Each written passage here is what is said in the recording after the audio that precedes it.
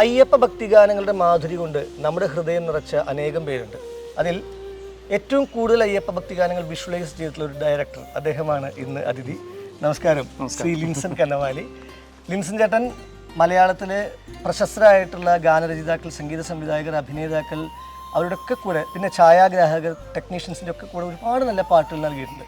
ഞാനത് ഓരോന്നായിട്ട് ഓർമ്മിപ്പിക്കാം, അപ്പോൾ കണ്ടവർക്ക് വീണ്ടും അത് റീകളക്ട് ചെയ്യാൻ പറ്റും.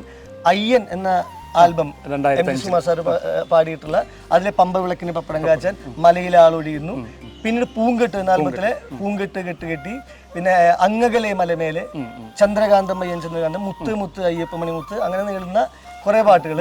പിന്നെ ദക്ഷിണഗംഗ എന്ന ആൽബത്തിൽ, അത് എം.ജി. ശ്രീകുമാർ സാറിൻ്റെ ആൽബമാണ്. Sajithan MC audios and videos അദ്ദേഹം അതൊക്കെ പ്രൊഡ്യൂസ് ചെയ്തിട്ടുള്ളത്. പൊന്മലയിൽ വാഴും മണികണ്ഠൻ എന്നൊരു പാട്ട് അല്ലേ, നിറയെ പാട്ടുകളാണ്.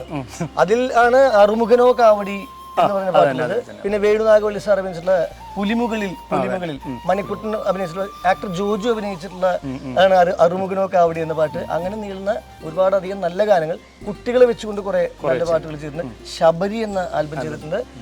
എന്തിനേലും വലിയ സന്തോഷം. പലർക്കും ഇതിന്റെ പിന്നണിയിലുള്ള സംവിധായക പ്രതിഭയെ ചിലപ്പോൾ പരിചയം ഉണ്ടാവില്ല. അങ്ങനെ ഒന്ന് പരിചയപ്പെടാനുള്ള ഒരു അവസരമായിട്ട് കരുതുന്നു. എനിക്കും ലിൻസൺ ചേട്ടൻ്റെ കൂടെ പലതവണ വർക്ക് ചെയ്യാൻ പറ്റിയിട്ടുണ്ട്. വളരെ സന്തോഷം എല്ലാ പുതിയ പ്രൊജക്റ്റുകൾക്കും. Thank you Linson. Thank U.